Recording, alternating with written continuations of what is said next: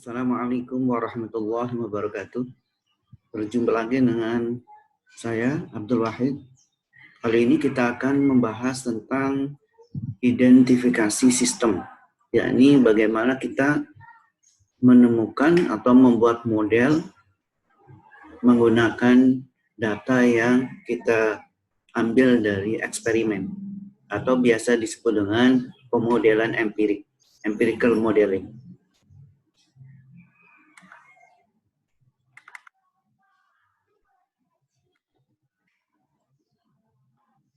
Oke, kita akan membahas masalah ini, identifikasi sistem.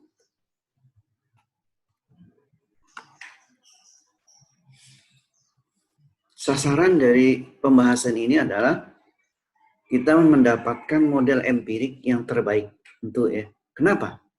Karena model terbaik artinya adalah mendekati aslinya. Nah, ini nanti perlu validasi tentu. Dan model terbaik itu untuk pengendalian terbaik atau akan menghasilkan pengendalian yang terbaik.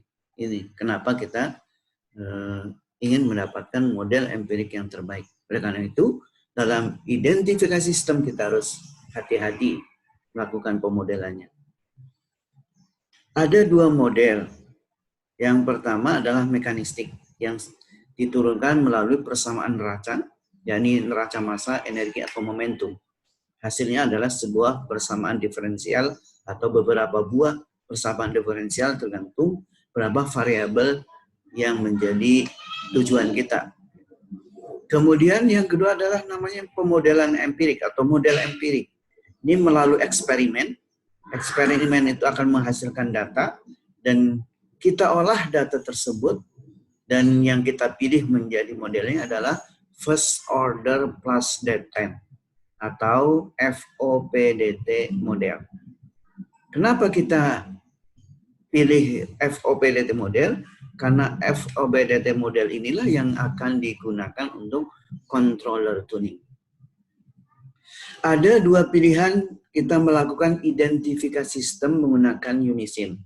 Yang pertama adalah secara manual.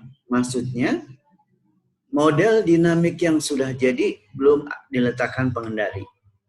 Nah, kita juga bisa menggunakan cara yang kedua. Ya, ini otomatis, maksudnya adalah sudah ada pengendalinya, tetapi pengendalinya di-set secara manual. Kita akan melakukan dua hal itu. Ini contoh bahwa ini dinamik, no control, belum ada kontrolnya. Sini lihat hanya ada 5 valve ya, dan belum ada kontrolnya. Kalau yang ini adalah yang sudah dipasang kontrol. Dua-duanya kita bisa melakukan identifikasi sistem. Mari kita lakukan yang pertama, yakni menggunakan manual ya. Ini kita menggunakan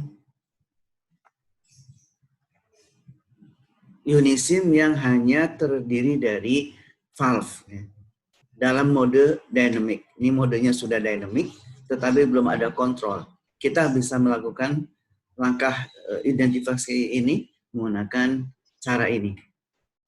Kalau kita mau menggunakan ini, ya, ini yang sudah di-set. Kita tahu kalau warna hijau berarti yang dijadikan sebagai dynamic specification adalah pressure. Ya. Ini ada 3 grafik di sini. Yang pertama adalah pressure, kemudian yang kedua adalah temperature, dan yang ketiga adalah level. Kita akan melakukan salah satu contoh saja, yakni bagaimana kita melakukan identifikasi sistem pada pressure, pada variabel tekanan ini.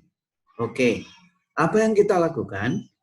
Kita tahu bahwa yang kita pilih dalam pengendalian tekanan itu adalah sebagai aktuator atau sebagai manipulated variable adalah vapor out, atau aktuatornya adalah VLV103.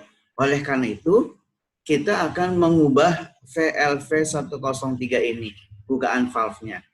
Nah, kita lihat bukaan valve yang sekarang adalah 50%. Nah, kita akan mengubah sebesar 5%. Nah, tentu kalau kita tambah menjadi 55, berarti bukaan valve-nya tambah besar.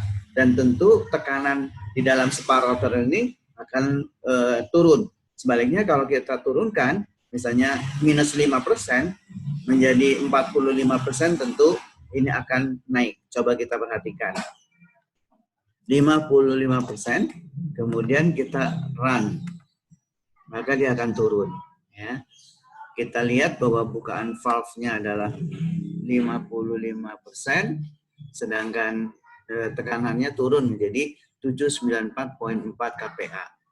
Mungkin kita tidak bisa melihat dengan jelas grafiknya, kita bisa mengubah background dari grafik dengan cara ini, graph control, kemudian kita ubah warnanya, ya, general, background, ini ada background, kita ubah misalnya menjadi putih. Oke, backgroundnya sudah menjadi putih, kemudian kurvanya kita bisa ubah. Ya, untuk pressure misalnya jangan kuning, tapi misalnya biru, ya, biru, jadi lebih kelihatan. Oke, jadi perhatikan ini. Kalau kita ubah lagi menjadi 50, tentu dia akan kembali lagi pada tekanan semula, ya. 803,5. Kalau kita ubah jadi 45, dia akan naik. Coba kita, ini yang akan kita lakukan. Nah, kurva ini, kenaikan atau penurunan tekanan ini, akibat kita membuka valve atau menutup valve, mengecilkan atau membesarkan valve, ini yang disebut dengan kita melakukan percobaan untuk identifikasi sistem. Nah, ini ya, ini sebenarnya itu yang dimaksud identifikasi sistem.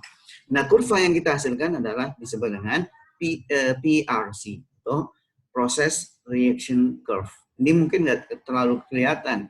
Nah, kita bisa melihat ini paling rendah itu adalah 394. Coba kita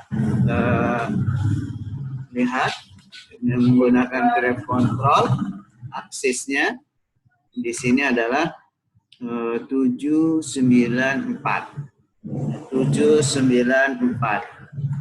Nah, ini lebih kecil. Sementara yang paling tinggi adalah 8113.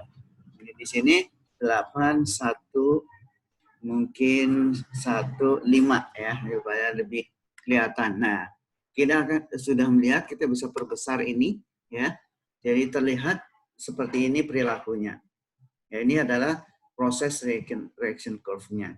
Kita bisa seperti ini ya, zoom untuk satu grafik saja ya. Ini seperti ini, kita geser ini sehingga ini lebih besar. Nah, ini kita bisa makin besar seperti ini ya.